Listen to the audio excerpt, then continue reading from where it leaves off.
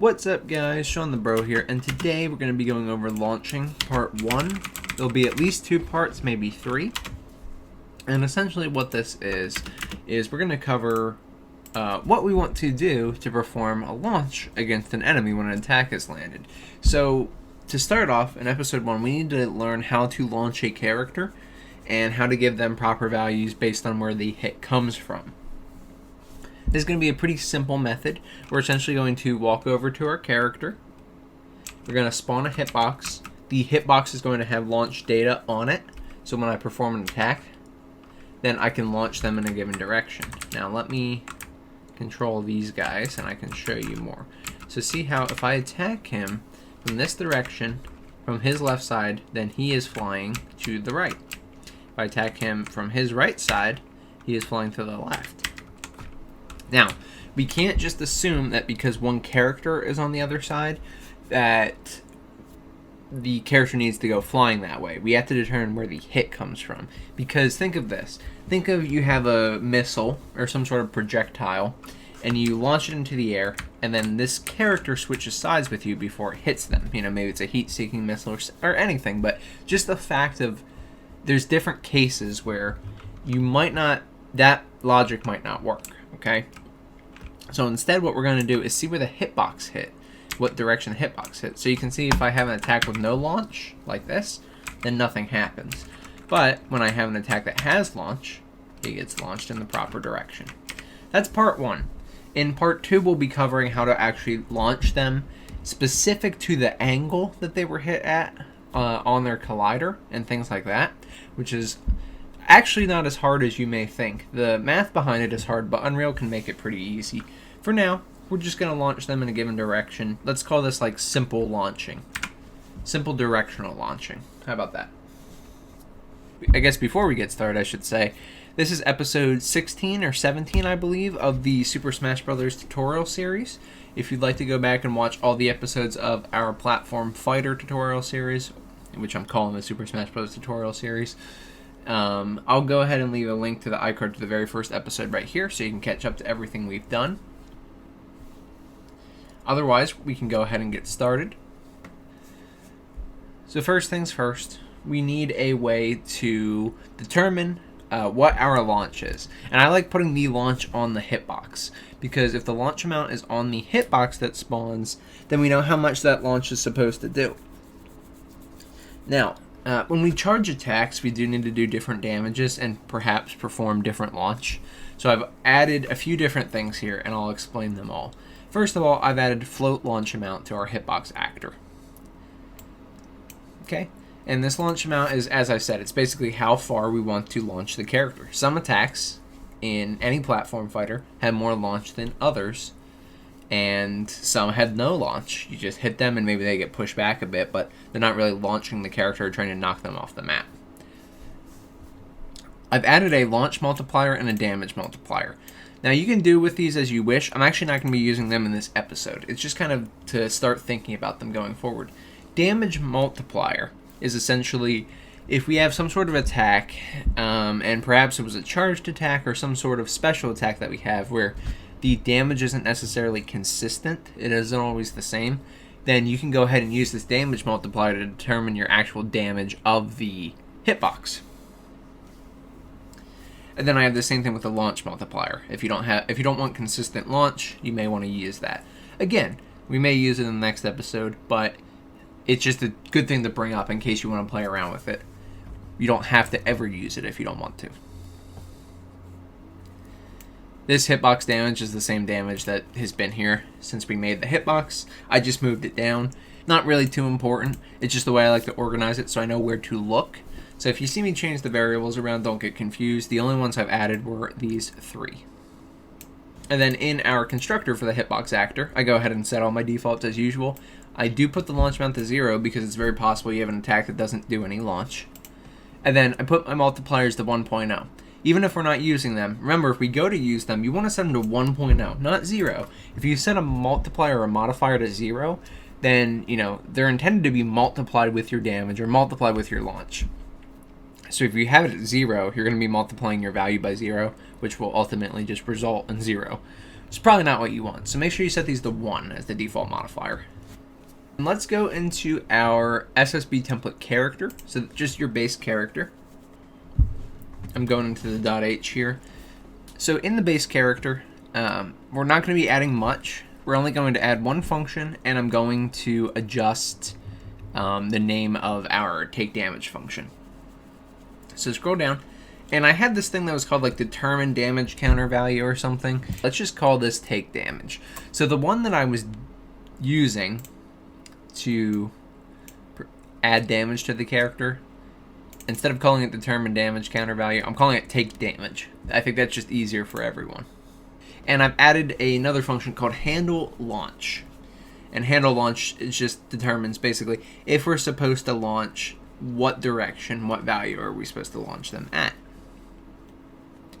So feel free to change this function name if you want. You don't have to. Obviously, it's just a name as long as you know what it is. But do add this new function. And I don't change anything in take damage, so don't worry. But I do have this handle launch function. Now, handle launch is what it sounds like. It's basically going to be the one that determines how far and how much we launch our character.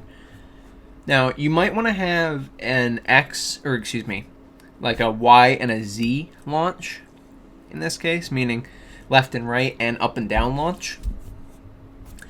As I do here, I'm using the same variable. I'm just using the launch value that we get and launching them in 2 directions. But you may want to have, again, 2 different launch values. Now, when we actually do the launch based on the angle of collision and things like that, this will automatically kind of happen. But if you're doing this simple directional launching, then it won't. So we're going to have to specify where we want to launch from. And thus I'm using, again, the same variable for both of these. For the Y and the Z in the F vector that determines what velocity we're being launched at. So type out launch character. This is an Unreal function, not something that we're writing. Launch character essentially just applies a force to the characters in that given direction. And then you have to make it like this. So it wants an F vector, so we can make an F vector inside of the parameter right here. And I'm passing it 0 for the X because in Unreal, at least in the default scene orientation, X is actually your depth. So we don't want the depth. It's still a 2D platform fighter, 2.5D, whatever you want to call it, but we're not going into the background at all. Using the launch as the Y, and I'm using fabs for the launch on the Z. Now fabs is float absolute value. And the reason you use this, so okay, say I'm on the left side of my character that I'm about to hit. And we'll go ahead and start this up real quick. Now, the Y value is your left and right in this case. So say I punch this guy, and he flies to the right. Excellent. Well, if I punch him and he flies to the left, that's great. But how does that work? We just multiply the launch value by -1. We reverse the value so they get the same launch. When you're doing this on your up and down movement, see how he jumps up a bit? That's because of his Z launch that we're giving him. If he had a negative Z launch, it would actually put him into the ground, and he would basically stop instantly. We don't want that. We want him to get launched off the ground regardless of a direction. So we always want this to be a positive value. Absolute value essentially just returns the value from 0 that this is. So if this launch is -4.0, guess what? It's 4 units away from 0. So it's going to be a launch of 4.0. And it's that simple. Just make sure you use F abs because it's specific to float. It does make a difference. You won't be able to use this with just abs. It'll tell you like, oh, this isn't the right variable type. And that's because the regular abs expects an integer. These other things are overrides, which we may use in the next episode or one of the other episodes on launching, but we don't need them right now, so just set them to be false. And there you go. That's all we need for this handle launch function. We just use our input parameter as the Y and the Z in the launch character, and everything else is the default value. We don't have anything else we have to change in here. But I did want to note, if you wanted different characters to have different launch modifiers as well, like say you have a small character, like I don't know, Kirby or something, relatively small in comparison to some characters. And then you have Bowser. Well, Bowser's a lot bigger, so maybe you want his launch to be less by default and Kirby's to be higher by default. You can go ahead and add like a weight multiplier or weight modifier to your character class here, and that can also get factored into it. We'll probably cover that, but I just wanted to bring it up, just things to think about. Let's go into Unreal at this point. And we need to essentially give our launch to the hitbox. We have the data set up and we have the variable in the hitbox, but we are never actually assigning it to the hitbox after we spawn it. So we need to do that, and we need to determine how we're going to apply the launch. So in Hitbox Actor BP, we have this logic to spawn the hitbox and check for collision. This is good. We don't have to change anything with this until after we get our launch value. You can see we go through and we call take damage if there's a collision between the hitbox and a character that isn't the owner of the hitbox. Okay, so this stuff is new. There we go. This stuff is new, and this stuff is just after we get our launch value. So we've got two things we have to do. We have to set our launch amount and actually assign it to the hitbox, and then we have to determine what to do with the launch amount. We have a function in our animation blueprint called create active hitbox. We do this in the animation blueprint because our hitboxes are spawned on anim notifies on our attacks, and we call this function to create our hitboxes. Now, I'm not going to change anything with the way we were doing all this to begin with, at least not right now. We just want to add a launch amount. So now that we added the launch amount variable to our hitbox, and make sure you build in Unreal, build solution, and then potentially compile in Unreal. Sorry, build in Visual Studio, compile in Unreal, and you'll get your variables here. So drag off your blue line, Hitbox Actor BP. Remember, this is where we set everything from. We were setting our damage, our location. Now we're going to do the same with launch amount. Drag off your Hitbox Actor BP, set launch amount, okay, and you get this. And delete that. And what we need to do is we need to make a input parameter on our create active hitbox function. So click on your little function block here, add a new input parameter, make it a float, call it launch amount or launch, whatever you want. And then you can see this is my launch line. If I could highlight it, there we go. So you can see it's this bottom line here, it goes down here, and it goes into the launch amount here. So it works the same as all of our other variables. Basically, whatever value we give it in this create active hitbox function, I'm giving this attack, this hitbox, 450 launch. So 450 comes through the function, sets it to be the launch amount of this hitbox actor that's being spawned. Then we spawn our hitbox and add it to active hitboxes.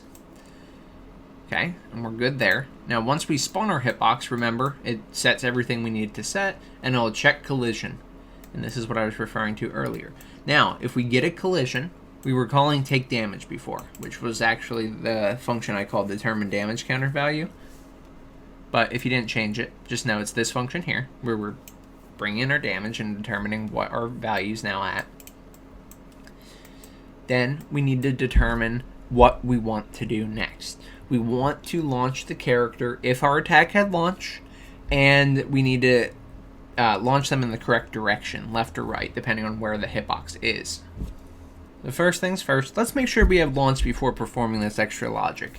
Any steps we can annihilate by simply just checking to see if we should even perform them will help our performance. So if our launch amount is not greater than 0, then we don't want to do any of this stuff. We want to just save our time. So grab your launch amount.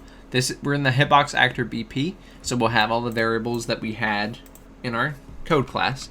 So you can just type launch amount, get it, and then you drag off of it, and you can do the greater than sign, and do float, greater than float, and just keep the value right at 0. Okay, drag off of this, put a branch in. Alright, and then only if it's true, go to the next logic. That's how I've done this part right here. So I'm going to delete this. Now this next part, what we're going to do to determine the simplified directional launching is we're going to check the actor location of the hitbox and the actor location of the character that we're colliding with. And depending on if it's greater than or less than, if they're Y values, so they're essentially their left and right values, and if, for example, the hitbox is on the left side of the character, we want to launch them to the right. If they're on the right, if the hitbox is on the right side of the character, we want to launch the character to the left. So the way this works is get actor location, do that, and this will get the actor location of the hitbox. Right click and split the struct pin. Now, you have this blue line that this is the character that we're colliding with, okay? And we were casting this to the template character and calling the take damage function off of it. Well, I brought a new blue line. You can see this is part of that character. Drag off of that and then type get actor location again. And this will get the actor location of the character that the hitbox is collided with. Split the struct pin again. Drag off of your Y value, okay, and do less than or equal to. Put the other Y value in here. So if the hitbox's location, if its left and right location, is less than or equal to the character's left and right location, essentially. That's what the Y is, remember. Then we want to do a branch. After we've done our branch here, now we determine if we want to launch to the left or to the right. We put in a launch value. Our launch amount is 450. Remember, we just set that. But 450 needs to go either positive or negative. Positive 450 is if we say this is true, then we're putting in positive 450. We call handle launch. Remember, you have to drag off of your blue node again. This is still the same character reference, and type handle launch. It's our function we made in code. And then we're passing it the launch amount. Otherwise, if it's false, then we go ahead and call handle launch again, but I multiply our launch amount by -1. So this one's positive 450, this one's negative 450. And depending on the direction, we're good to go. Now, if you have issues with this and you're launching the right way or it's launching into the character, just reverse your signs, right? Like, because depending on how your scene's set up, say I did this instead, and I had these opposite.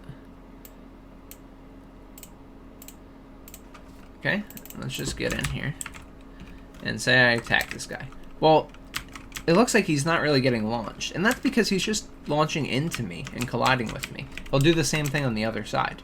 So if you see something like this, you probably just have to reverse where you multiplied by -1. You can do it as easily as just breaking the branches and changing them. You could also change where you're multiplying -1. You got a lot of different things you could do here. And then at one point, your launch should eventually work like that. Now, of course, our launch should also be dependent on our damage. Like, the more damage the character has, the more they're being launched. So that's, again, where some of the modifiers and multipliers can come in. But that's for another episode. Right now, we're just going over basic directional launch. And you can play around with the values and get some good values in here. But once we get the launch working like this, then we can start thinking about what we want to do with it. We can do more specific launches and launches that are related to, again, how much damage they have or if it's a charged attack, things like that. Then, after we do that, we can get into more complex things like bouncing off the walls or other objects, and then we'll be able to determine exactly how we want our launch functionality to look in the end. But I think this is a good stopping point for now. So we'll wrap up with that for the day. But hopefully this video helps you launch your characters, and you can see how this is starting to become a platform fighter. And of course, I'm getting very excited about that. I love seeing the games come to life, so this is a very cool moment. Anyway, guys, thank you so much for watching. If this video helped you, please subscribe. It does more for the channel than anything else you can do. It's completely free, and it'll let you know when I upload new videos every week, Friday and Sunday. I want to give a huge shout out to all my YouTube membership and Patreon supporters. Thank you guys for continuing to support these series and let me help me continue doing what I'm doing. I love making these tutorials, and I hope you all find them helpful. If you had any issues with this tutorial or any of my tutorials, feel free to join the Discord. I'd be happy to help you with any problems that you had. We can get you sorted and out on your way on no time. Lastly, guys, if you want to come support us on Twitch, we're still doing Dark Souls streams every Wednesday, but we are going to start doing programming streams every Friday starting this week, which is 2/19, I believe, is the first day that we'll be doing it. So February 19th of 2021. We'll start doing programming streams, not necessarily for these tutorials, just in general. Just fun streams we can do and try and learn new things together, or maybe do some challenges and fun things like that to see what we can come up with. So if you want to join that and you want to come participate in that, twitch.tv/Shawnthebro27. And yeah, that's about it. That's all I got for you guys today. So thank you so much for watching. I'm Shawnthebro, and I'll see you in the next one. Goodbye, guys.